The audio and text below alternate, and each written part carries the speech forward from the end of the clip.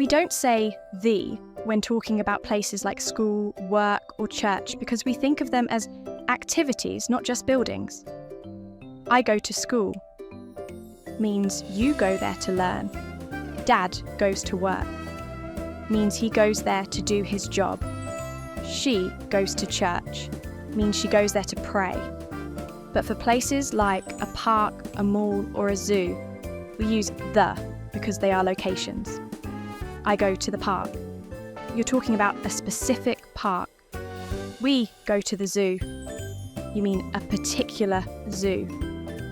If you're talking about the building and not the activity, you can also say the. Mum went to the school to pick me up. She's not a student, just visiting the place.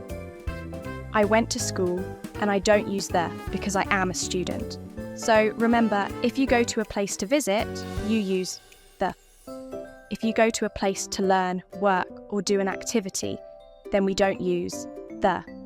Example, I am going to the zoo to visit. Would you like to come to the zoo with me?